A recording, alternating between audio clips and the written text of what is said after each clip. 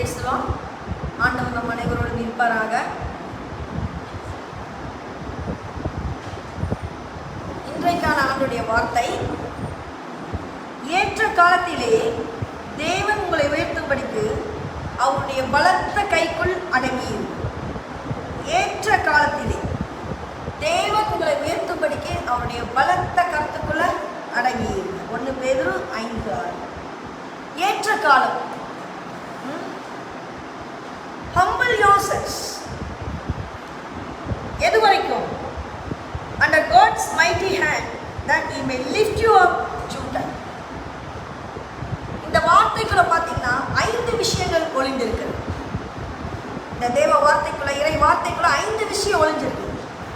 First விஷயம் ஏற்ற காலம். ஏற்ற காலம் என்றால் என்ன? ரெண்டாவது விஷயம் கடவுள் என்பவர் யார்? அப்போ மூன்றாவது விஷயம் கடவுளுடைய கரத்தின் வல்லமை என்ன? நாலாவது விஷயம் கடவுளின் முன்னே நம்மை எவ்வாறு தாழ்த்துவது? ஐந்தாவது விஷயம் அப்படி உன்னை தாழ்த்தும் போது அவர் உன்னை எப்படி உயர்த்துவார்? இதுதான் இந்த 5 விஷயம் இந்த வார்த்தைக்குள் அடங்கியிருக்குது. என்ன வார்த்தை? ஏற்ற காலத்தில் தேவன் என்பவர் யார்? அதாவது உங்களை உயர்த்தும்படிக்கு அவருடைய பலத்த கைக்குள் அடங்கி. புரியுதா?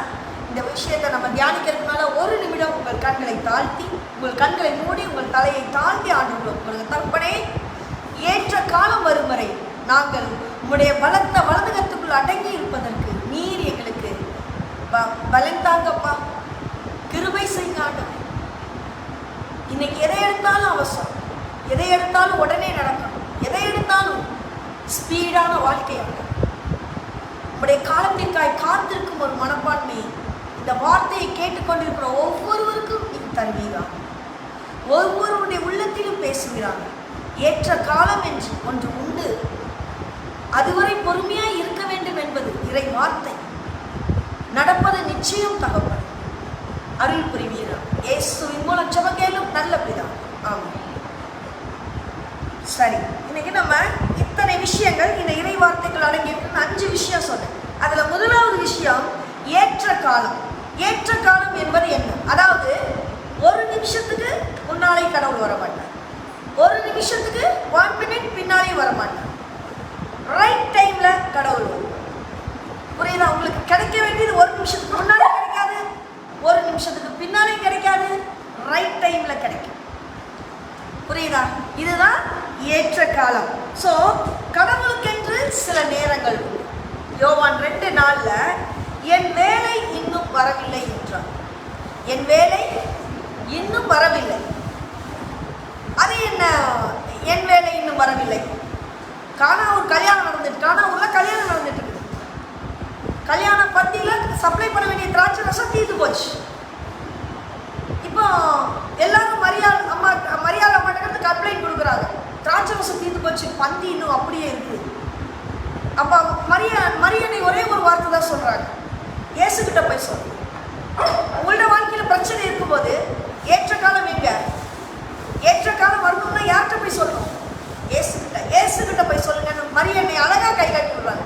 இயேசுகிட்ட வந்து சொல்லணும். அவர் என்ன சொல்றாரு? ஏற்ற காலம் இன்னும் வரவில்லை. ஏன் ஏற்ற காலம் வரல? பொறுமையா இருங்க. பொறுமை தான் அதுக்கு காரணம். பொறுமையா இருக்கணும். ஏற்ற காலம் இன்னும் வரவில்லைன்னு சொல்ற அதே இயேசுவானவர், அதே ஆண்டவர் பஸ்கா விழா கொண்டாடுற அப்போஸ்தலரை அழைத்து மத்தேயு 26ஆம் அதிகாரத்தில் இருக்கு. அது ஆண்டவர் சொல்றாரு, என் நேரம் நெருங்கி வந்து விட்டது. அப்போ ஆண்டவருடைய நேரம் எப்போது வரும் எப்போது வராது அது அவருக்கு தான் தெரியும், நமக்கு தெரியாது. புரியுதா? ஆனா நம்ம சூப்பரா ஒன்று சொல்லுவோம். என்ன தெரியுமா? இன்னைக்கு நிறைய பேர் கடவுளுக்கு நேரத்தை சொல்லி கொடுத்துட்டு இருக்கோம். நல்லா சூப்பரா சொல்லித்தரோம். கடவுளே 40 நாள் நான் ஃபாஸ்டிங் இருக்கிறேன். கடவுள் நேரத்தை சொல்லித்தரோம். 40 நாளைக்கு முடிஞ்ச உடனே எனக்கு இது நடந்துடணும். என் பிள்ளைக்கு கல்யாணம் நடந்துடும். 7 நாள் நான் நடந்து வரேன். கடவுளுக்கு சூப்பரா நம்ம டைப் சொல்லித்தரோம். எனக்கு ஒரு வீடு கட்டி தந்துடணும் பார்த்துக்கோங்க, எனக்கு ஒரு நிலம் வாங்கி தந்துடணும் பார்த்துக்கோங்க. பாருங்க, நான் 7 வாரம் நடந்து வரேன், 7 வாரம் நான் வரேன் ஆலயத்தில் தொடர்ந்து. ஆனால் எனக்கு நீ சூப்பரா எனக்கு நல்ல வேலை தந்துடணும் பார்த்துக்கோங்க. அப்போ ஆண்டவருக்கு நம்ம என்ன சொல்லித்தரோம்? நேரத்தை காலத்தை நம்ம சொல்லித்தரோம். எவ்வளோ சூப்பராக இருக்காங்க பார்த்தீங்களா? மனுஷங்க. முட்டாள்தனத்துக்கு அளவே இல்லாமல் போயிடுச்சு. இதெல்லாம் பைபிள் நாலேஜ் இல்லாததான் இப்படி பண்ணுறது. அப்போ கடவுளுக்கு நேரத்தை சொல்லிக் கொடுக்க நிறைய பேர் நம்மள இருக்காங்க. கேட்டது கிடைச்சா சந்தோஷம், பிரைஸ் லார்ட், அல்லேலூயா. கிடைக்கலன்னா நான் சொல்லக்கூடாது, சொல்றவங்க கேட்டால் கேட்கும். ஆண்டவர்கிட்ட நான் கேட்குற டைம் நடக்கவில்லை என்றால் எத்தனை எத்தனை எத்தனை பேர் கடவுள்கிட்ட சண்டை போட்டு ப்ரேயர் பண்ணுறதில்ல, சர்ச்சு போகிறதில்ல. கேட்டால் எனக்கு இப்படியாச்சு அப்படியாச்சு அதெல்லாம் பண்ண முடியாதுன்னு நம்ம எத்தனை பேர் இப்படி வாழ்ந்து கொண்டு இருக்கோம் சொல்லுங்க, எத்தனை பேர் இல்லை? அப்போது நம்ம தான் யோசிக்கணும், நம்ம எந்த இடத்துல இருக்கிறோம். கடவுளுக்கு நேரத்தை சொல்லிக் கொடுப்பதற்கு நானும் நீங்களும் யார்? முதல்ல அது ஒரு கொஸ்டின். வேதம் சொல்லும் வார்த்தை இதுதான். பைபிளில் கிளியராக சொல்லியிருக்கு, யாரெல்லாம் ஆண்டவரை தேடி கடந்து போகிறோமோ அவங்கள தான் ஏற்ற காலத்தில் உயர்த்துவார். வேதத்தின் அடிப்படையில் சொல்கிறேன், பைபிளோட அடிப்படையில் சொல்கிறேன். சகைக்கு ஏற்ற காலம் எப்போ வந்துச்சு? அவன் மரத்தில் ஏறி கவுந்தடிச்சு ஆண்டவரை பார்க்கணும். அப்போ சகையோ பணத்தை தேடி போன காலங்கள் உண்டு. ஏகமாக பணத்தை தேடி போகிறான், சும்மா இஷ்டத்துக்கு வரி வசூலிக்கிறான், பணத்தை சும்மா சேர்க்கிறாரு சகை. அப்போ ஏற்ற காலம் வரல சகைக்கு. எப்போ பணம் முக்கியம் அல்ல, எதுவும் முக்கியம் இல்லை, என் இறைவன் தான் முக்கியம் என்று, நான் அந்த இயேசுவை பார்க்க வேண்டும் என்று, நான் குள்ளனாக இருந்தபடியால் இயேசுவை பார்க்க முடியாது, மரத்திலேயாவது ஏறி கவுந்தடிச்சு தலையில இருந்து பார்க்கலாம், இயேசு போர்வையால் பார்த்தலான்னு தாகம், ஆண்டவரை தேடுவதில் தாகம், முயற்சி. அந்த நேரத்தில் தான் சகைக்கு ஏற்ற காலம் வருகிறது. இன்று இந்த வீட்டுக்கு மீட்பு வந்தது. அன்னைக்கு அவன் பாவத்தையெல்லாம் ஒப்பு கொடுக்கணும். நான் அநியாயமாக சம்பாதிச்சா நாளை தனியாக கொடுத்துறேன், எல்லாம் தன்னால வாயிலிருந்து வரும். என்றைக்கு நீ உண்மையான உள்ளத்தோடு இறைவனை நாடுகிறாயோ அன்னைக்கு ஏற்ற காலம். அப்ப பாருங்க, நல்ல கல்வனுக்கு ஏற்ற காலம் வந்தது, சிலுவையில் தொங்கிக் கொண்டு. நல்ல கல்வன் சொல்றான், அவன் வாழ்நாளையில எல்லாம் திருடி பணத்தை சம்பாதிக்கிறான். எப்படியாவது பணத்தை சம்பாதிச்சணும், பணத்தை சேர்த்தணும், பணத்துக்கு பின்னால, பொருளுக்கு பின்னால, சந்தோஷத்துக்கு பின்னால ஓடின காலங்கள் உண்டு. ஆனா அவன் என்னைக்கு மரணம் வர்றதுக்கு ஒரு நிமிஷத்துக்கு முன்னால சிலுவையில தொங்குறான். அந்த நேரம் அவன் சிந்திக்கிறான், நம்ம செய்ததுதான் பாவம், ஒரு பாவமும் செய்யாத இவர் சிலுவையில் தொங்குகிறார், நான் செய்தது பாவம், என்னை மன்னியுங்கிறான். அன்னைக்கு அவனுக்கு ஏற்ற காலம் வந்தது. இன்றைக்கு நீ என்னுடனே கூட பரதீசியில் இருப்பாய். இயேசுவிடம் வந்த அந்த வார்த்தை அந்த கல்லனுக்கு கிடைச்சது. ஏற்ற காலம் வந்தது. புரியுதா? 38 ஆண்டுகள் பெதஸ்தா குளம் கலங்காதா? நம்ம போய் உள்ள இறங்க மாட்டோமா? தளர்ந்து கிடந்த உள்ளம், தளர்ந்து கிடந்த மகனுக்கு ஏற்ற காலம் வந்தது 38வது ஆண்டில். 38வது ஆண்டுல தான் இயேசு வந்து, ஏங்க இப்படி இருக்கிற? அவன் சொல்ற கதையா சொல்றான், ஒவ்வொரு முறையும் கொலை கலக்குது, ஏஞ்சல் கலக்கிட்டு போறாங்க, என்னை கொண்டு விடுறதுக்கு ஆள் இல்லை, எனக்கு ஒரு சொந்தம் இல்லை, என்னை கேர்டேக்கர் இல்லை, எனக்கு அங்கே போகவே முடியல, ஒவ்வொரு டைமும் சொல்றாங்க. ஆனா ஏற்ற காலம் எப்போ வந்துச்சு? 38வது ஆண்டு. அவன் ஒருவேளை 38 ஆண்டுகள்ல அட்லீஸ்ட் ஒரு மேக்சிமம் ஆண்டுகள் அவன் கர்த்தரை தேடி இருப்பான். ஆண்டவரே, இந்த பூமியில் எனக்கு யாரும் இல்லை, என்னை கொண்டு போய் விடுவதற்கு. கண்ணீரால் அவன் தட்டுவான், ஆண்டவரின் பாதத்தை நினைத்திருப்பான். 38 ஆண்டுகளில் யோசிப்பார். ஏற்ற காலம் வந்தது அவன் 38வது ஆண்டு. அப்படின்னா எனக்கும் உங்களுக்கும் ஏற்ற காலம் என்பது எத்தனாவது ஆண்டு? எப்போ அந்த ஆண்டு வரும் தெரியாது. அது வரைக்கும் என்ன பண்ணணும்? நம்ம அந்த ஏற்ற காலம் வரும் வரை பொறுமையா காத்து. பிரசங்கி 3ஆம் அதிகாரம் எல்லாருக்கும் தெரியும். 1லிருந்து 8 அதிகாரம் வரைக்கும் நிறைய காலங்கள் சொல்லி இருக்கிறார். என்னன்னா ஒவ்வொன்றிற்கும் ஒவ்வொரு காலம் உண்டு. வானத்தின் கீழே இருக்கிற ஒவ்வொரு காரியத்துக்கும் ஒவ்வொரு சமயம் உண்டு. நிறைய சொல்லியிருப்பார் அவர். பிறக்க ஒரு காலம் இருந்தால் இறக்க ஒரு காலம் இருக்கும். அப்புறம் நட ஒரு காலம் இருந்தால் நட்டதை பிடிக்கிறதுக்கு ஒரு காலம் இருக்கும். கொல்ல ஒரு காலம் இருந்தால் குணமாக்க ஒரு காலம் உண்டு. இடிக்க ஒரு காலம் இருந்தால் கட்ட ஒரு காலம் உண்டு. அழ ஒரு காலம் இருந்துன்னா சிரிக்கிறதுக்கு ஒரு காலம் இருக்குங்கிறாரு. புலம்ப ஒரு காலம்னா ஜாலியாக நடனம் பண்ணுறதுக்கு ஒரு காலம் இருக்குது. ஸோ கற்களை எரிந்து விட ஒரு இப்ப தேடுறதுக்கு ஒரு காலம் இருக்குன்னா இழக்கிறதுக்கு ஒரு காலம் இருக்கு. புரியுதா? சிநேகிக்கிறதுக்கு ஒரு காலம் இருக்குன்னா பகைக்கிறதுக்கு ஒரு காலம் இருக்குது. அப்போ மௌனமா இருக்க ஒரு காலம் இருக்குன்னா பேசுறதுக்கு ஒரு காலம் வரும். புரியுதா? அப்போ இதெல்லாம் சொல்லிட்டு அவர் சொல்றாரு, அவர் 11வது வசனத்தில் சொல்றாரு, அவர் சகலத்தையும் அதன் காலத்திலே நேர்த்தியாய் செய்திருக்கிறார். He has made everything beautiful in its time. சகலத்தையும் அதன் காலத்துல நேர்த்தியாய் செய்திருக்கிற கடவுள். நமக்கு நம்பிக்கை இருக்கா? சகலத்தையும் நேர்த்தியா செஞ்சுட்டார். நம்மளோட வாழ்க்கையில நேர்த்தியா நடக்கும் நமக்கு நம்பிக்கை இருக்கா? புலம்பல் புலம்பல். ஆண்டவருக்கு எல்லாத்துக்கும் ஒரு திட்டம் உண்டுங்க. ஆபிரகாம் சாராட்ட சொல்றாங்க, உனக்கு ஒரு குழந்தை இருக்கு. சொன்னது எந்த வயசுல? 65 வயசுல இல்லையா? 65 வயசுல சாராளுக்கு சொல்றாரு, உனக்கு ஒரு குழந்தை இருக்கு. அவ அப்பவே சிரிக்கிறா அப்படின்னு. ஆனா 65 வயசுலயும் குழந்தை இல்லை, 75 வயசுலயும் குழந்தை இல்லை, 85 வயசுலயும் குழந்தை இல்லை, 90வது வயசுல குழந்தை. 90 வயசு வரைக்கும், புரியுதா? 90 வயசுல குழந்தை கொடுத்த கடவுள். பிற்காலத்துல அறிவியல் வளரும் போது மக்கள் என்ன சொல்லுவாங்க? ஒருவேளை 65 வயசுல குழந்தை, 55 வயசுல குழந்தை பிறந்திருந்தா இதெல்லாம் பாசிபிள் இருக்குப்பா அப்படின்னு இருப்பாங்க. இப்ப 95வது வயசுல குழந்தை பிறந்ததுனால, 90வது வயசுல குழந்தை பிறந்ததுனால இங்கே அறிவியல் என்னமாயிடுச்சு? மௌனமாகி போகும். இப்ப அறிவியல் ஏதாவது சொல்ல முடியுமா? சயின்ஸ் டெக்னாலஜி ஏதாவது சொல்ல முடியுமா? 90வது வயசுல குழந்தை பிறந்துச்சு, மௌனமாகி போகணும். புரியுதா? இது கடவுளுடைய செயல் என்று மக்களுக்கு நம்பிக்கை வரும்னு தெரிஞ்சதுனால தான் 90 வயசு வரைக்கும் கடவுள் பொறுமையா இருந்தார். எப்படி கடவுள் எப்படி இருந்தாரு? 90 வயசு வரைக்கும். எவ்வளவு கூப்பிட்டுருப்பாங்க சாரா? ஆபிரகாம் எவ்வளவு கூப்பிட்டுருப்பாரு? எனக்குன்னு ஒரு சொந்த பிள்ளை இல்லையே, நீர் ஆடு மாடு சொத்தையெல்லாம் கொடுத்துருக்கு, இது யாருக்கு ஒரு பிள்ளை இல்லையே எவ்வளவு சொல்லியிருப்பாரு. ஆனா ஆண்டவர் எவ்வளவு பொறுமையா இருந்திருக்காரு. 90 வயசுல கூப்பிடு மகனே கூப்பிடு மகனே கூப்பிடு மகனே. ஏற்ற கால வருத்தம்.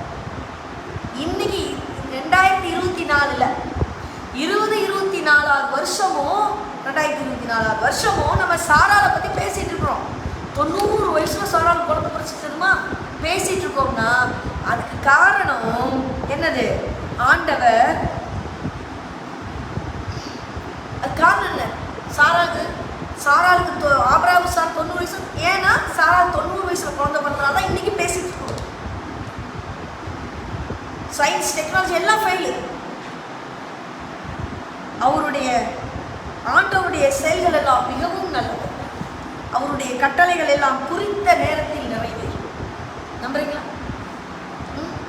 இது அதை விட்டுட்டு இது என்ன, இது எப்படி நடக்கலாம், அது எப்படி நடக்கலாம், இப்படி நடக்கக்கூடாது, அப்படி நடக்கக்கூடாது, பேசவே கூடாது.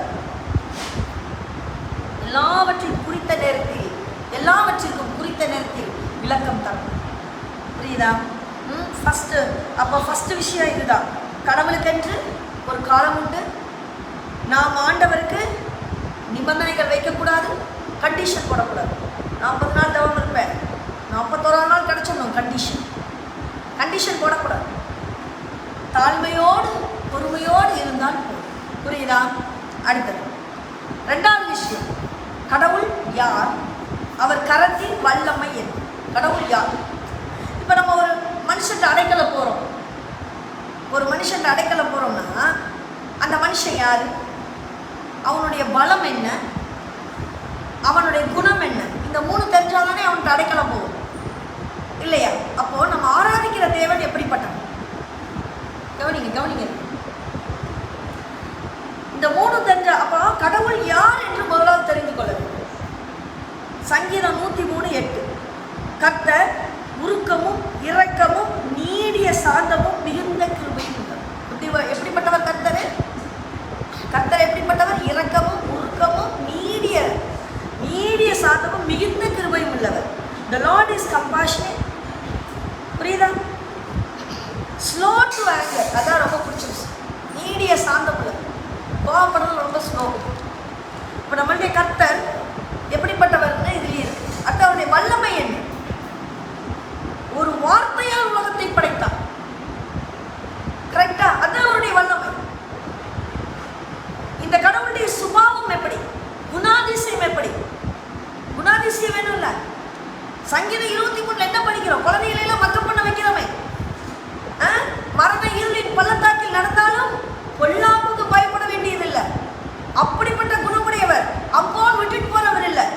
நீ சாவின் பள்ளத்தாக்கிலே நடந்தாலும் உன்னோடு வருவார், உன்னை காப்பாற்றுவார். அதுதான் அவருடைய குணம். பசுபுல் மேய்ச்சலில் உன்னை நடத்துவார். அதுதான் அவருடைய குணம். சும்மா 23 சங்கீதம் மக்கப் பண்ணா பார்த்தாரு. மகனே மகனே, நீ சாவின் பள்ளத்தாக்கில் நடந்தாலும் அவர் உன்னை நடத்துவார். இதுதான் அவருடைய குணம், நம் தேவனுடைய குணம்.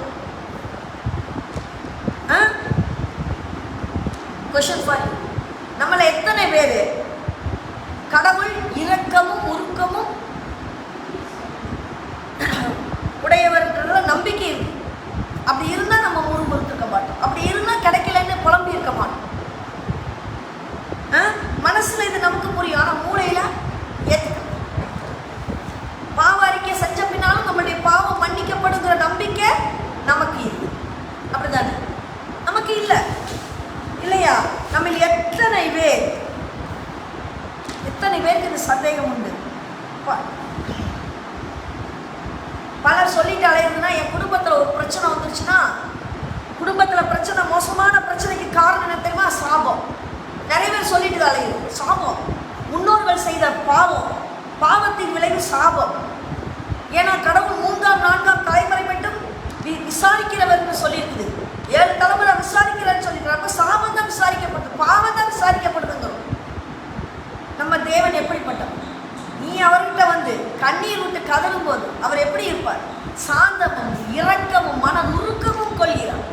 இதுதான் நம்மளுடைய இறைவன். நீ கண்ணீர் விட்டியா? நீ போய் அவரோட பாதத்தில் சொன்னியா? பாதத்தில் கண்ணீர் விட்டு சொன்னியா? அவர்கிட்ட பேசுனியா? அதெல்லாம் செய்ய மாட்டோம். நேர எங்கே போவோம்? குறி சொல்கிறவங்கிட்ட போவோம். குறி கேட்குற நம்ம இதில் நிறைய பேர் குறி சொல்கிறவங்க தெரியுமா? ஊழிய செய்கிறங்கிற பேரில் குறி சொல்லிட்டு இருக்கோம். அப்ராக்சிமேட்டாக அவுத்து விடுறது குறிய. புரியுதா? சூனியம் வச்சுருக்கிறாங்க. ஒரு 10 பேரை சொல்கிறோம். அப்புறம் அவங்க மனசுக்கு ஏற்ற மாதிரி பேசுறது. ஏதாவது ஜென்ரலாக நடக்க வேண்டிய விஷயத்த சொல்கிற மாதிரி சொல்லி அவங்கள கவர் பண்ணுறது. இதெல்லாம் வேண்டாம். இதெல்லாம் தேடி ஓடாதீங்க. ஆண்டவர் பேசுவார், உங்களோடையே பேசுவார். கடவுளை நாம் ஒரு இரக்கமுள்ளவர்களாகவும் பாசமுள்ளவராகவும் யார் ஏற்றுக்கொண்டிருக்கிறீர்கள்? கடவுள் வல்லவர் என்று எத்தனை பேர் ஏற்றுக்கொண்டிருக்கிறீர்கள்? கடவுளால் எல்லாம் செய்யக்கூடும் எத்தனை பேர் நம்புறீங்க? வீட்டில் அடுத்தடுத்து கெட்டது நடக்கட்டும், ஓடி போய் குறி கேட்டுருவாங்க. குறி கேட்கறது, ஐயா பாஸ்டர் ஐயா. இதில் வேற நிறைய பேர் ப்ரொஃபட்டிக் இதுன்னு போட்டு கீழே அட்வர்டைஸ்மெண்ட் வேற போட்டுறது. உதவி, உங்கள் உதவிக்கு ஜெப உதவிக்கு அணுகவும் ப்ரொஃபட்டிக்கல் இது. என்ன ப்ரொஃபட்டிக் சொல்றீங்க? என்ன ப்ரொஃபட்டிக் சொல்றீங்க? என்ன ப்ரொஃபட்டிக் சொல்லிட்டாங்க நீங்க ஓடுறீங்க? என்ன ப்ரொஃபஸி சொல்லிட்டாங்க நீங்க ஓடுறீங்க? கொஞ்சம் சிந்திக்கிறது இல்லையா? மூளையை அப்படியே கண்ட்ரோல் இல்லாமல் விட்டுருவீங்களா? சொல்லுங்க. நீங்க பைபிள் வாசிக்க வேண்டாம், பைபிளில் கிளியரா இருக்க வேண்டாம். ஆண்டவருடைய வார்த்தை என்ன? இப்படி ஓடுறது உங்களுக்கு பாவம். அவங்களும் வந்தாங்க உடனே சொல்லிடுவாங்க. ஒரு பொருளாதார நெருக்கடி, ஒரு ஃபண்டு, ஒரு பண கஷ்டம் வந்துட்டு ஓடிடுற குறிகேட்டு. அவர் ஏதாவது ஒன்று வாய் இருக்குதுல்ல, நாக்கு இருக்குல்ல, பணம் சம்பாதிக்கணும்ல, ஏதாவது ஒன்று சொன்னாங்கன்னா காணிக்க கிடைக்கும். அவனே பண கஷ்டத்தில் வந்திருப்பான். இதில் வேற காணிக்க வேற இவருக்கு தூக்கி கொடுக்கும். காணிக்க போடுமா, உனக்கு 100 தனியாக வளையும்பார்.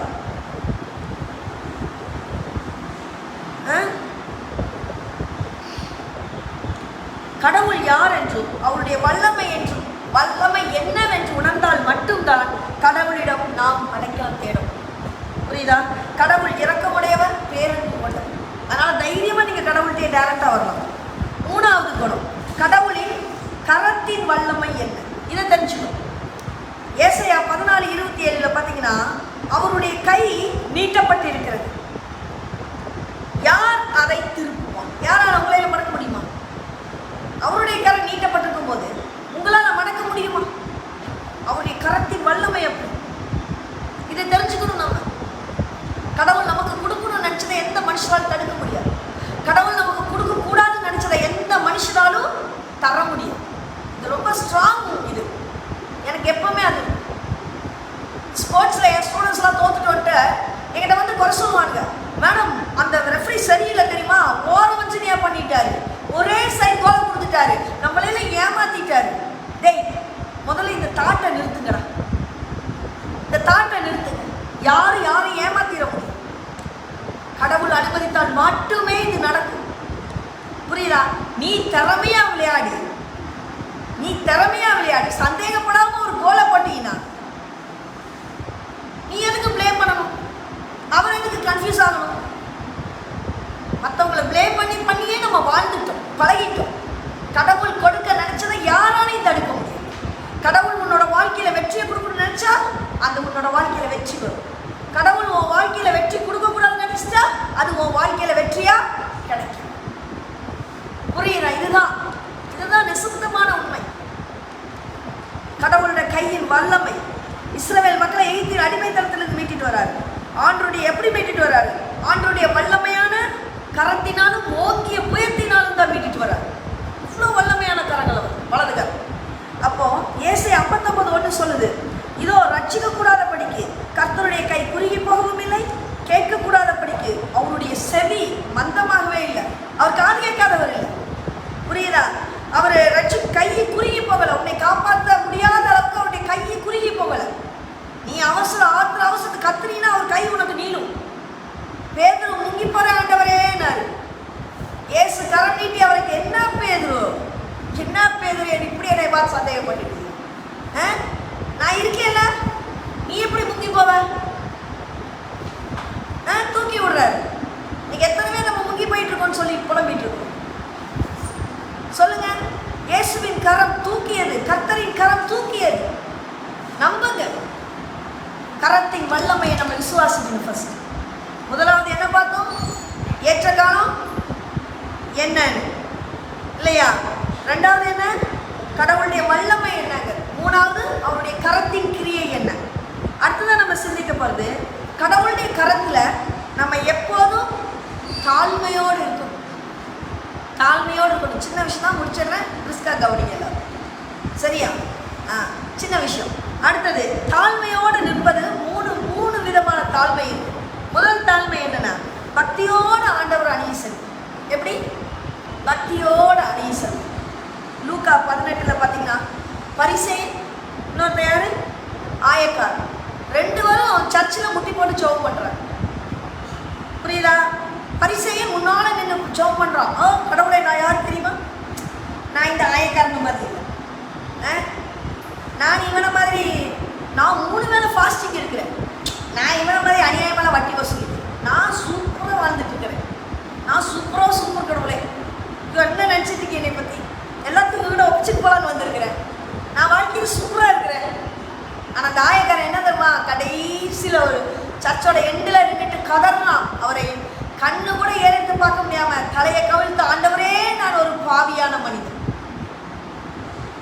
யார் ஏற்றுக்கொள்ளப்பட்டார்கள்? தன்னை யார் பாவி என்று தாழ்மையோடு தன்னை தாழ்த்தி கடவுளை ஒப்பு கொடுத்தாங்களோ அவங்களதான் கடவுள் ஏற்றுக்கிட்டார். புரியுதா? இவரு ஆபிரகாம் ஆண்டவர்கிட்ட பேசும்போது இப்படி ஜெபிக்கிறார், ஆண்டவரே நான் தூசியும் சாம்பலுமானவன், அடியேனிடம் பேசி. நான் எப்படி பண்ணுவேன்? தூசியும் சாம்பலுமானவன். ஆனா நம்ம எப்படி பேசுவோம்? ஆண்டவரே, நீங்கள ஆண்டவரா? நான் கேட்டது தரல, எனக்கு என்ன இருக்குது? என்ன இருக்கு பூமியில? ஆண்டவரோடு பேசி நண்பன் என்று சொல்லப்பட்ட ஆபிரகாமே இப்படி பேசுறான், நான் தூசியும் சாம்பலுமானவன். யோசிச்சுக்கோங்க. அப்ப நம்ம எவ்வளவு தலகணம் இருக்குது பார்த்தீங்களா? செம்ம தலகணம் நமக்குலாம். கரம் கூப்பி நிற்பது, தாழ்ச்சியோடு நிற்பது கர்த்தருக்கு பிடிக்கும். நிறைய பேர் அகந்தையோட ஆண்டர் தேடுவாங்க. சர்ச்சில் பார்த்தீங்கன்னா தெரியும், ஆண்டர் முன்னால் இருக்கும், காலுக்கு மேலே காலை போட்டு ஆட்டிக்கிட்டு கிடப்பாங்க. ஒரு ஆண்டுக்குரிய மரியாதையோடய வர மாட்டாங்க. நிறைய பேர் சர்ச்சுக்குள்ள வெளியே இருந்து பேசிக்கிட்டே இருப்பாங்க. நிறைய பேர் அப்பதான் வீட்டில் கொஞ்சவே மாட்டானுங்க, வெளியே வந்துதான் கச்சு கொஞ்சுவாங்க. புரியுதா? வீட்டுக்குள்ள விளையாடவே விட மாட்டாங்க. சர்ச்சில் வந்து அப்படி குழந்தைய ஓட விட்டு ஜாலியாக அம்மாவும் பின்னால ஓடும், அப்பாவும் பின்னால ஓடும். புரியுதா? குழந்தை சூழ ஒரு குயின்னு போட்டு அது ஓடிக்கிட்டு கிடக்கும். இவங்க அப்பதான் ஓடுவாங்க 2 பேரும். பார்க்கு, சர்ச்சுக்கு என்ன பார்க்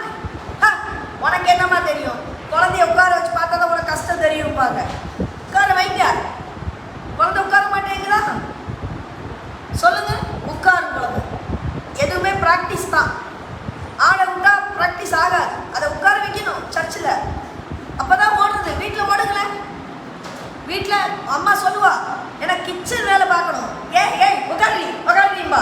சர்ச்சில் நோ கிச்சன் ஒர்க். அப்பதான் ஜாலி ஓடணும். எத்தனை பேர் இந்த மாதிரி ஆண்டவர் அவமதியாக படுத்துறீங்க? வாலிப பிள்ளைகள் சர்ச்சுக்குள்ளதான் வந்து கதை பேசிட்டு இருக்கிறது, செல்ல நோட்டிட்டு இருக்கிறது, வெளியே போய் ஜாலியா வருது. யாராவது ஆண்டுடைய வார்த்தையை ஐயர் பாட்டு மெசேஜ் கொடுத்துட்டு இருப்பாரு, இங்க பசங்கள்லாம் ஜாலியா என்ஜாய் பண்ணிட்டு இருப்பாங்க. யோசிச்சு பாருங்க, எத்தனை பேர் ஆண்டுக்கு மரியாதை. தாவீதும் அதே வாலிப வயசுல கர்த்தருடைய ஆலயத்துக்கு வரும்போது நடையை காத்துக்கொண்டேன்னு சொல்றாரு. நடையை காத்துக்கிறார். புரியுதா? இங்க எத்தனை பேரு கொஞ்சம் யோசிக்கணும்.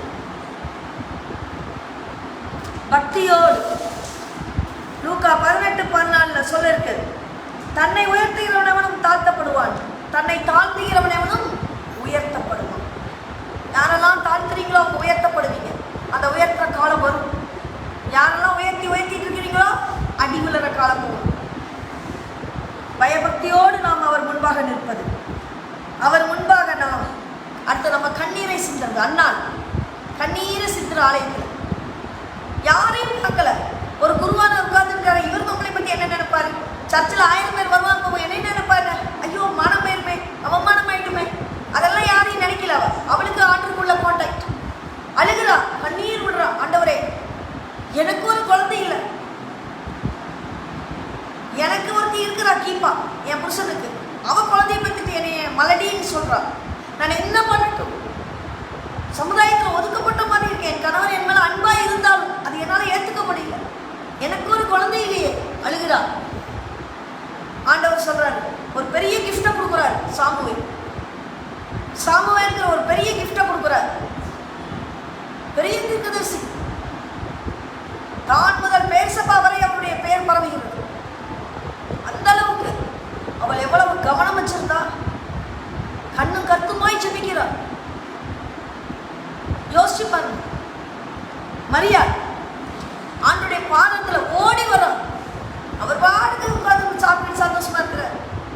யாரையும் பார்க்கல. அவ சுத்தி அப்போ சில ஆண்டுடைய சீஷர்கள் உட்கார்ந்துருக்கிறாங்க, பெரிய பெரிய பணக்காரங்களா இருக்கிறாங்க, எல்லாரும் உட்கார்ந்துருக்கிறாங்க. இவ்வாடுக்கு யாரையும் பார்க்கல. நேரா அவருடைய பாதத்துல உட்கார்றான். கண்ணீர் விட்டு அழுகிறார். தன்னுடைய பாவத்துக்காக கண்ணீர் விடுறான். அப்படி விடுறான். துடைக்கிறதுக்கு துணி இல்லை. தன் தலைமுடியவே எடுத்து துடைக்கிறான். இருக்கிறத வச்சு யூஸ் பண்றான். இல்லையேன்னு ஏக்கம் இல்லை. அழுகிறான். தலைமுடியால் துடைக்கிறான். அவருடைய பாதத்தை பரிமள தைலத்தால இது பண்றான். அப்ப சொல்றாங்க, இவ்வளவு காஸ்ட்லியான தைலத்தை நீ வேஸ்ட் பண்ணிட்டு இலையில கொடுக்கலாமே. அப்பதான் சொல்ற, இலைகள் எப்பொழுது உங்களோட. நான் அப்படி இல்லை. அவளை சொல்றா. அவளை பார்த்து ஆண்டு சொல்றாரு, அளவிட முடியாது செய்த பாவம், அளவிட முடியாது செய்த நீ உன் பாவத்தை நான் மன்னித்தேன். நீ சமாதானமா போ மகளே, சமாதானமா போ, நிம்மதியா போ மகளே. எப்போ அவளுக்கு அது வந்துச்சு? தன்னை தாழ்த்தி தன் கண்ணீரை அவளோட பாதத்துல சிந்தும் போது அவளுடைய வாழ்க்கை பாதை மாறியது. ஆண்டவர்கிட்ட சமாதானம் கிடைக்குது. வார்த்தை ஆண்டவர்கிட்ட அன்பு கிடைக்குது. ஆண்டவர் ஏற்றுக்கொள்கிறார். இப்படி ஒரு தாழ்மை வேணும். சங்கீதம் 56:8 என் அலைச்சல்களை தாவீது சொல்றாரு, என் அலைச்சல்களை தேவரீர் எண்ணி இருக்கிறீர். கவனம் வேணும். ஆண்டுடைய வார்த்தை கேட்கும் போது நமக்குலாம் நிறைய தூக்கம் வருது. தூங்கவே கூடாது. இல்லை, எல்லாரும் இன்னைக்கு நல்ல வெயில் தூக்கம் வருது, வரதான் செய்யும். ஆண்டுடைய வார்த்தை கேட்கும்போது தூங்கவே கூடாது. அவருடைய வார்த்தை அவ்வளோ கவனம் வைக்கணும். இந்த வார்த்தையில தூங்கிட்டீங்கன்னா அவ்வளோதான். ஆண்டவர் உதவி விட்டு போயிட்டே இருப்பார். அடுத்த நெக்ஸ்ட். நம்மளுக்கு கவனம். படம் பார்க்கும்போது தூங்குறோமா? எவ்வளோ டயர்டாக இருந்தாலும் உட்காந்து முடிவென்ன அங்கே சவுண்ட் எஃபெக்ட்லாம் தன்னால் முழிப்பு வந்துடும். அது மாதிரி இப்போ அடிக்கடி நான் சொல்லிக்கிறது, எல்லாம் கொஞ்சம் முழிக்கப்பா. அப்பப்போ டிஷும் சவுண்ட் எஃபெக்ட் இல்லையா? அப்போ என்ன தாவீது சொல்றாரு பாருங்க, என்ன அலைச்சல்களை தேவரீர் அறிந்திருக்கிறீர். தாவீதுக்கு அவர் எவ்வளவு ஓடுறாரு தெரியுமா? அவரு எவ்வளவு அலைகிறாரு, எவ்வளவு ஓட்டம் பிடிக்கிறார். சவுல துரத்துறாரு. சவுல விடுறது இல்லை. ஆளை வச்சு இவனை எப்படியாவது கொண்டுறணும். துரத்துறாரு. அப்போ ஆண்டு சொல்றாரு, தாவீது சொல்ற, என் அலைச்சல்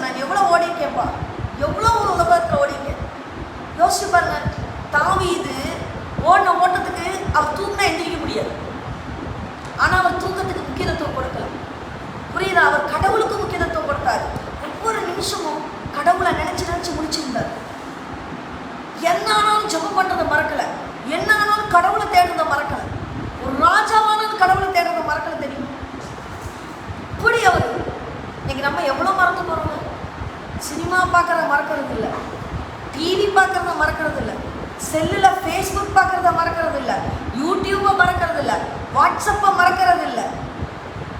எதையாச்சும் மறக்கிறோமா? ஆனால் கடவுளுக்கு ஜெபம் பண்ணுறதுக்கு நேரத்தை மட்டும் டைம் இல்லை. கடவுள்கிட்ட பேசுறதுக்கு நமக்கு டைம் இல்லை. கடவுள்கிட்ட வார்த்தையை கேட்கறதுக்கு நமக்கு டைம் இல்லை. எதுக்கும் டைம் இல்லை, நமக்கு டைமே இல்லை. இந்த ஃபேஸ்புக்கு, இந்த யூடியூப்பு, இந்த வாட்ஸ்அப் வந்தது, இன்ஸ்டா, இன்னும் என்னென்ன இருக்குது, நிறைய இருக்கு. எல்லாம் வந்ததுல இருந்து மனுஷனுக்கு டைமே இல்லை, தெரியுமா? டைமே இல்லை. தாய் பிள்ளை பேசுற கூட டைம் இல்லை. வாட்ஸ்அப் இருக்கு, எதுக்குமே டைம். ஃபேமிலிக்குள்ள பேசுறதுக்கு டைம் இல்லை. புரியுதா?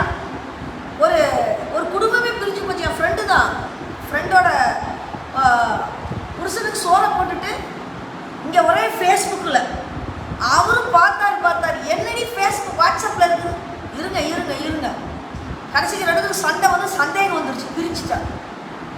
இப்படியெல்லாம் வருது. சில இடங்கள்ல மனைவி கூட்டு போயிட்டு சந்தோஷமா என்ஜாய் பண்றது இல்லை, ஒரே ஃபேஸ்புக்கில் பார்த்து ஜாலியாக சிரிக்கிறது. எதை பார்த்து சிரிக்கிறான்? ஃபேஸ்புக்கை பார்த்து, யூடியூப்பை பார்த்து, அதில் தான் கமெண்ட் மீனிங் எல்லாம் போட்டாங்கன்னா சிரிக்கிறாங்க. ஆனால் மனைவி பிள்ளைகிட்ட சிரிக்க மாட்டேங்க. புரியல? பேசுறதுக்கு நேரம் இல்லை இன்னைக்கு மனைவி பிள்ளைகிட்ட. மனைவி பேசுறதுக்கு நேரம் இல்லை, பிள்ளைகளுக்கு தகப்பன் தாய்கிட்ட பேசுறதுக்கு நேரம் இல்லை. நேரத்தை எல்லாம் யார் கவர் பண்ணிருக்கா? சாத்தா. அப்புறம் வீட்டுக்குள்ள குடும்பத்துக்குள்ளே ஒருத்தர் பேச நேரம் இல்லைன்னா கடவுள்கிட்ட எப்படி பேச போறோம்? தாவீது பாருங்க, சூப்பரா நான் எவ்வளோ வாடிங்க ஆண்டவரே, ஆனால் அதையெல்லாம் நீர் வச்சிருக்கிறீப்பா, நான் எண்ணி வச்சிருக்கிறீர். அடுத்து சொல்றாரு, என் கண்ணீரை உங்களுடைய துருத்தியில் வைய. நான் எவ்வளோலாம் கண்ணீர் வடிச்சிருக்கேன், அந்த கண்ணீரெல்லாம் உங்களுடைய இடத்துல வச்சு ஸ்க்ரோல வச்சிருக்கிறீங்கப்பா. அவைகள் உங்களுடைய கணக்கில் அல்லவோ இருக்கிறது. எல்லாம் அக்கௌண்டபிள். நீங்க வடிக்கிற ஒவ்வொரு கண்ணீரும் அக்கௌண்டபிள். தெரியாம போக, உங்க வீட்டில் இருக்கிற உன்னுடைய கணவனுக்கு தெரியாமல் போகலாம், உன் மனைவிக்கு தெரியாமல் போகலாம், உன் பிள்ளைகளுக்கு தெரியாமல் போகலாம், ஆனால் கடவுளுக்கு தெரியும் நீ வடிக்கிற. அது தெரியாம போகவே போக. புரியுதா? நம்ம ஆண்டவரின் முன்பாக நின்று அழுகின்ற அழுகைக்கு ஒரு விலை உண்டு, ஆசீர்வாதம் உண்டு.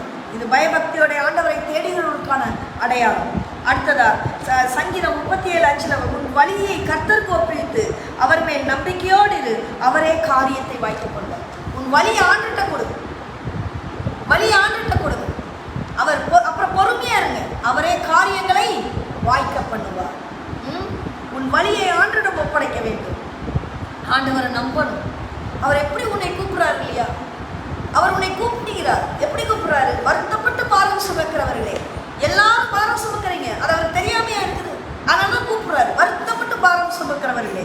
மத்தேயு 11:28 கூப்பிடுறாரு, நீங்கள் எல்லாரும் என்னிடத்தில் வாருங்கள், நான் உங்களுக்கு இளைப்பாறுதல் தரேன். எப்படி கூப்பிடுறாரு பாருங்க. ஐயோ பாரம் சுமக்கிறவர்களேன்னு கூப்பிடுறாரு. எப்படி? வருத்தப்பட்டு சுமக்கிறவர்களே வாருங்க, எல்லாரும் என்னிடத்தில் வாருங்கள், நான் உங்களுக்கு இளைப்பாறுதல் தரேன். எப்படி அழைக்கிறார் பாருங்க. அழைத்தவர் உண்மையுள்ளவர் இல்லையா?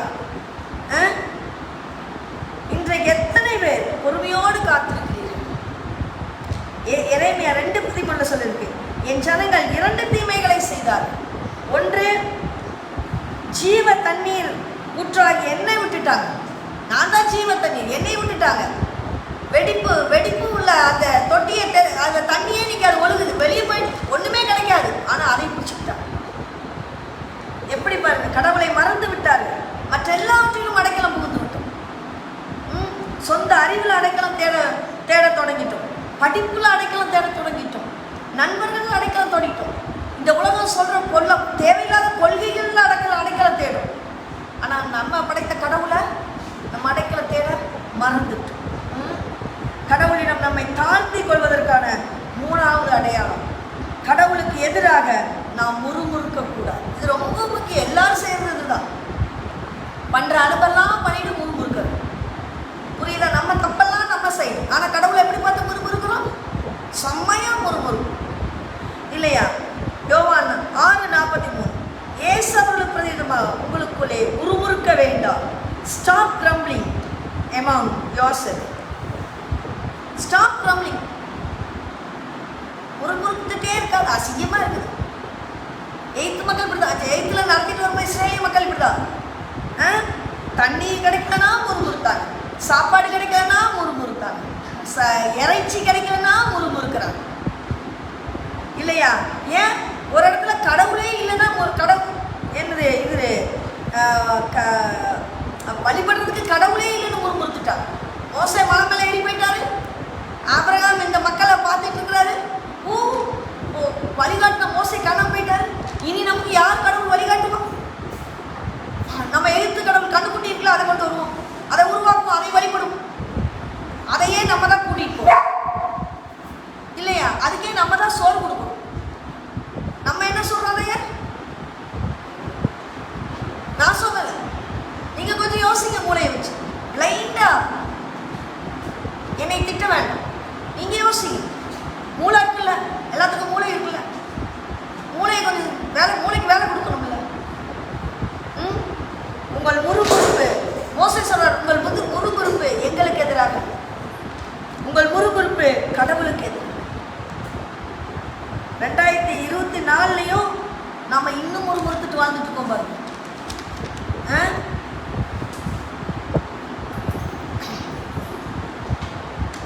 ஆண்டவர் இஸ்ரேல் மக்கள் கடவுளுக்கு எதிராக முறுமுறுத்தோன்னா கடவுள் சொல்றாரு, 20 வயசு அதுக்கு மேல உள்ளவங்க யாருமே நான் காட்டுற கானான் தேசத்துக்கு போக மாட்டீங்கடா, எல்லாம் செத்து இந்த பாலைவனத்திலேயே விழுந்துருவீங்கிறார். முறுமுறுத்தவங்க நிலைமையெல்லாம் இதுதான். இன்னைக்கு பூமியில நம்ம வாழ கஷ்டப்படுறோம், பூமியில வாழ முடியல, பூமியில செத்துட்டு இருக்கோம்னா நம்ம முறுமுறுப்பு தான் காரணம். நீங்க யாருக்கு எதிராக முறுமுறுக்கிறீங்க? உங்களுக்கு கொடுத்த கணவன் கடவுள் கொடுத்தது, முறுமுறுக்காதீங்க. உங்களுக்கு கொடுத்த மனைவி கடவுள் கொடுத்தது, முறுமுறுக்காதீங்க. கணவன் மனைவி பிரச்சனைகளை கணவன் மனைவிகளே பேசிட்டீங்க. 3வது மனுஷனை உள்ள அளவே பண்ணாதீங்க. 3வது மனுஷனை உள்ள அளவு பண்ணா நீங்க கடவுளுக்கு எதிராக செயல்படுறீங்க. கண்டிப்பா அதற்கான தண்டனை உண்டு உங்களுக்கு. புரியுதா? கணவன் மனைவி உறவு அவ்வளவு ஆண்டவர் படைச்சிருக்கிறார். ஒரு அற்புதமான உறவு. கணவன் மனைவிக்காகவும் மனைவி கணவனுக்காகவும் வாழ வேண்டும். கணவன் மனைவி குடும்பமா உட்காந்து பேசுங்க, அப்பதான் அந்த பிள்ளையோட லைஃப் நல்லா இருக்கும். எனக்கு தெரிஞ்ச ஒரு ஒரு ஒரு பேரண்ட் வந்து என்ன பழைய ஸ்கூல்ல ஒரு பழைய பேரண்ட் 2 வாரம் எலி ஒரு கீறி போய் சண்டை போட்டு இது புல் பார்த்துட்டு இருக்குது. இந்த புள்ளையோட மனநிலை என்ன நினைக்கவே இல்லை. அந்த பையன் +2 என்கிட்ட வருவான், ஏண்டா லேட்டு ஸ்கூலுக்கு, ஏண்டா லேட்டு டெய்லி லேட்டாக வர. ஒரு நாள் வந்து உட்கார்ந்தான், madam I want to talk with you. என்னடா நீ நல்லா படிக்கிற பையன், ஏன் இவ்வளோ லேட்டாக வர டெய்லி? மேடம் உங்களுக்கு என் கஷ்டம் தெரியாது. என்னடா சொல்கிறேன், என் அம்மா அப்பா டெய்லி சண்டை போட்டுக்கிட்டே இருக்கிறாங்க. காலையிலையும் சண்டை, சாயந்தரமும் சண்டை. 2 பேரும் வேலைக்கு போகும்போது தான் நிம்மதியாக இருக்கு. காலையிலையும் சண்டை போட்டு வேலைக்கு போயிடுவாங்க, சாயந்தரம் 2 ஒன்றா வரும்போது 2 பேருக்கு கவர்மெண்ட் ஜாப், 2 பேரும் சேல்ஸ் டேக்ஸ் சென்ட்ரல் எக்ஸைஸ் தான். நல்ல சம்பளம், திமிரு. பையன் ஒரு பொண்ணு ஒரு பையன் பெரிய பையன். வாழ்க்கையை வெறுத்து போகுது மேடம். 2 பேரையும் கொலை பண்ணிட்டு நான் ஜெயிலுக்கு போயிடலாம் போல இருக்குங்கிறான். டேய் அப்படி இப்படி பண்ணுறாங்களா? உனக்கு புத்தி இருக்குல்ல, அப்படியெல்லாம் பண்ணி ஜெயிலில் போயிடாத, உனக்கு ஒரு தங்கச்சி இருக்குது இல்லைடா அப்படின்னு. சரிடா இனிமேல் நீ ஏன் லேட்டாக வரேன்னு கேட்க மாட்டேன்டா, நீ லேட்டாகவே வாடா. அவங்க 2 போன பிறகு தான் மேடம் குளிச்சுட்டு கிளம்ப முடியுது. என் தங்கச்சி நான் தான் மேடம் டெய்லி குளிச்சு கிளப்புறேன். ஒரு லெவலில் 2 பேரும் பிரிச்சுட்டாங்க, டைவர்ஸ் ஆயிடுச்சு. பிள்ளைங்களை யார் வச்சுக்கிறது? உன் பிள்ளையை நீயே வச்சுக்கோன்னு அம்மா சொல்லுது, அப்பா சொல்லுது உன் பிள்ளையை நீயே வச்சுக்கோன்னு. 2 பேரும் ஆளுக்கால் மாறி போய் கல்யாணம் பண்ணிக்கிட்டாங்க. 2 பேரும் அனாதை ஆகிட்டாங்க பாட்டி வீட்டில். இப்போ அவனுக்கு ஒரு புதிய பொறுப்பு. மேடம் என் தங்கச்ச நான் அண்ணன் அப்பாவாக இருந்து காப்பாற்றுறேன் பாரு. பானிபூரி பேல்பூரி தள்ளுவண்டி வச்சு பானிபூரி பேல்பூரி காலையில் போய் சாயந்தரம் போய் விற்றுட்டு, ஆனாலும் அவன் ஸ்கூல் ஃபர்ஸ்ட் வந்தான். நல்லா படிக்கிற பாய், தன் சகோதரி அப்படி பார்த்துக்கிட்டான். கொஞ்ச நாள் கழிச்சு நான் கேள்விப்பட்டேன், தன் சகோதரிக்கு கிராண்டாக அவன் கல்யாணம் பண்ணி வச்சு. நல்ல பையன், குடும்பம் ஆனால் இப்படி இருக்கிறதுனால அவனுக்கு பாருங்க எவ்வளோ வெறுப்பு, பயங்கர வெறுப்பு உலகத்து மேலே. கணவனும் மனைவி சண்டை போடுறது பிள்ளை பார்க்குது, குடும்பம் ஹெல்த்தியாக இருக்காது. நீங்கள் அன்பாக இருந்தீங்கன்னா பிள்ளை பார்க்கும். கடவுளும் இப்படி தான் அன்பானவர் நம்ம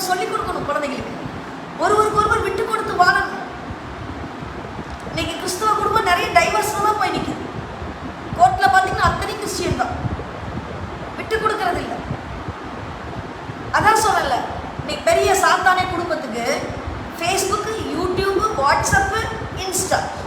இதை பார்த்து பார்த்து சிரிக்கிறீங்களே, வீட்டில் கொஞ்சம் சிரி. மனைவிட்ட உட்காந்து நீ சாப்பிட்டியாமா, ஒரே ஒரு வார்த்தை அன்பா, மா இன்னைக்கு சாப்பாடு சூப்பர்மா, ஒரே ஒரு வார்த்தை. இந்த பாரு, இந்த நல்லாவே இல்லைன்னு வைங்களேன், மா உப்பே இல்லை, இந்த சமைச்ச அந்த கைக்கு வரும், நான் மட்டும் ராஜாவாக இருந்தா காப்பே போட்டுருவேம்மா, இருந்தாலும் கொஞ்சம் உப்பு மட்டும் கம்மியாக போச்சு, அச்சோ உப்பு கம்மியாக போச்சுக்கலாம், இருங்க நான் கொஞ்சம் உப்பு பாட்டுக்கிறேன். இதுதானுங்க லைஃப். இன்ட்ரெஸ்டிங்காக வாழணுங்க, ரசித்து வாழணும் வாழ்க்கையை. அதை விட்டு போட்டு கீரி கூடையாங்க. எப்போ பாரு எனக்குலாம் இந்த என்னோட அந்த ஸ்டூடெண்ட்ஸ்லாம் மனசு ரொம்ப பாதிச்சுது. அந்த பையன் நல்ல நடுன்னு ஹைட்டாக இருப்பான், நல்ல ஸ்மார்ட் லுக். அவன் எந்த விஷயம்னாலும் என்கிட்ட வந்து சொல்லுவான், புரியுதா? இப்போ அவன் எங்கேயோ இது வேலை ஜாப் விஷயமா அவன் அப்ராட் போயிட்டான். நான் ஏன் சொல்றேன்னா, வாழ்க்கையை, ஆண்டவர் கொடுத்த வாழ்க்கையை ரசிச்சு வாழ கற்றுக்கோங்க. ஃபேமிலியை கடவுள் பாருங்க, எங்கேயோ போய் எதுக்க போயிட்டோமா, முறுமுறுக்கிறது அங்கே போனோம். இந்த மக்கள், இஸ்ரேல் மக்கள் முறுமுறுக்கிறது அடிச்சாரு பாருங்க ஒரு வாட்டி. கடவுள் கொடுத்த வாழ்க்கையை நம்ம முறுமுறுக்கவே கூடாது. நமக்கு கடவுள் ஒரு முட்டாள் பிள்ளையை கொடுத்துருக்கலாம். கடவுள்கிட்ட சொல்லணும், இந்த முட்டாள் பிள்ளையை நம்ம முறுமுறுக்க கூடாது. நமக்கு கொடுத்ததுனால நம்ம இன்னும் கொஞ்சம் உட்கார வச்சு படிக்க வைக்கணும். நம்மளுக்கு கடவுள் ஒருவேளை புத்திசாலி பிள்ளையை கொடுத்துருக்கோம். அந்த புத்திசாலி பிள்ளையே நம்ம கண்டிப்பாக புத்திசாலி பிள்ளை கொடுத்தா முன்முறுக்க மாட்டோம். ஆனால் அந்த பிள்ளையை கடவுளுக்குள்ள உட்பட்டு வளர்க்கணும். எல்லாத்தையும் கடவுளுக்கு உட்பட்டு வளர்க்கணும், நல்லா வளர்க்கணும். முறுமுறுக்காம பேசு, இல்லைடா பரவாயில்லடா விட்றா அப்படிங்கணும். சரி சரி விடுங்க அப்படிங்கணும். சரி விடுங்க அப்படிங்கணும். பெருசாக எடுத்துக்கக்கூடாது வாழ்க்கையை. முறுமுறுத்து ஆண்டவர் சொல்றார், ஐ ஹேட் முறுமுறுக்கிறது, எனக்கு பிடிக்கலங்கிறார் கடவுள். பாலும் ஓடுற கானான் தேசத்துக்கு நீங்கள் வர வேண்டுமா? ஆண்டவர் சொல்றார், எனக்கு இதில் முறுமுறுக்காருங்க. ஏற்ற காலத்தில் உங்களுக்கு அந்த தேசத்தை தருவேன், பாலும் தேனும் ஓடும், ஏற்ற காலம் உங்களுக்கு கிடைக்கும். ஆனால் முறுமுறுக்காரு. கடவுளின் வல்லமையான கரத்தில் நம்மை தாழ்த்துவதற்கான 3 விஷயம் என்ன சொன்னேன்? முதல்ல பயத்தோடு, கண்ணீரோடு, ஒரு பொருத்தல் முயற்சியோடு ஆண்டுட்டு அருகில் வரணும். 2வது என்ன விஷயம்? கடவுள் நிறைவேற்றி தருவார் என்ற நம்பிக்கையோடும் பொறுமையோடும் அவர்கிட்ட வரணும், பொறுமையா இருக்கும். 3வது விஷயம், கடவுள் காலம் தாழ்த்தும் போது கடவுளுக்கு எதிராக முறுமுறுக்காம என்ன பண்ணணும்? புலம்பாம இருக்கும். இந்த 3 விஷயம் நம்ம செய்து கடவுளுடைய கரங்கள்ல நம்மளை தாழ்த்தி ஒப்பு கொடுப்போம். அப்போ அவர் ஏற்ற நேரத்தில் நம்மளையே உயர்த்துவார். அவர் உயர்த்தணும்னா நம்ம அவர் முன்னால தாழ்த்தி நம்மளை தாழ்த்தணும். அகந்தை, முறுமுறுத்தல், அகம்பாவம் எதுவும் இல்லாமல் நம்மை தாழ்த்தி அவர்கிட்ட ஒப்பு கொடுப்போம். ஒரு நிமிஷம் கண்களை முடிச்சு வைக்கிறீங்களா? தகப்பனே, ஏற்ற காலத்தில் இது உயர்த்துவீரப்பா, விசுவாசிக்கிறோம். ஏற்ற காலம் வரை நாங்கள் பொறுமையாய் இருக்க வேண்டும், நிதானமாய் இருக்க வேண்டும். எங்களுக்கு கொடுக்கப்பட்ட விஷயங்களில் நாங்கள் முறுமுறுக்காமல் தாழ்மையோடு உம்மிடத்தில் வந்து உம்மிடத்தில் நாங்கள் பொறுமையாய் காத்திருந்து எங்கள் வழிகளை உம்மிடத்தில் ஒப்பு கொடுத்து எதை கேட்டாலும் நீர் ஏற்ற காலத்தில் எங்களுக்கு தருவீர் என்று விசுவாசிக்கிறோம். இதுவரை ஏற்ற காலம் வரும் வரை பொறுமை இல்லாமல், விசுவாசிக்காமல், முறுமுறுத்துக் கொண்டு எல்லாவற்றையும் குறை சொல்லிக்கொண்டு, தகப்பனே அப்படி வாழ்ந்திருக்கிற வாழ்க்கையை நினைத்து தகப்பனே மன்னியும் என்று சொல்கிற ஒவ்வொரு உள்ளத்தையும் நீர் மன்னிப்பீரா. குடும்பங்களிலே இன்னைக்கு பிரச்சனைகள் அதிகமாக, கணவன் மனைவியோடு பேச நேரம் இல்லை, மனைவி கணவனோடு பேச நேரம் இல்லை. இன்னைக்கு எல்லாம் செல் உலகமாயிடுச்சு. அன்னைக்கு ஒரு பார்க்குற ஆண்டவரே, யூடியூப்ல கேட்க சிரிக்கிறார், ஆனால் மனைவியை பார்த்து உருண்டு இருக்கிறார். மனைவியோடு பேசுவதில்லை. இப்படியெல்லாம் உலகத்துல போயிட்டு இருக்கு. தகப்பனே, கடைசி காலம், அழிவின் காலத்தில் வந்து இறங்குவீரா. உம்முடைய பிள்ளைகளை நீர் காப்பாற்றுவீரா. உம்மை அடைக்கலம் புகுந்திருக்கிற பிள்ளைகளை நீர் காப்பாற்றுவீரா. நீர் காப்பாற்றுவீர் என்று விசுவாசிக்கிறோம். இயேசுவின் மூலம் ஜெபம் கேளும் நல்ல பிதாவே, ஆமென். எனக்கு go to YouTube unshackle ministry type பண்ணுங்க, சப்ஸ்கிரைப் பண்ணுங்க, ஷேர் பண்ணுங்க, லைக். கடவுளுடைய வார்த்தை ஷேர் பண்ண தாய்க்கிறோம். பிரைஸ்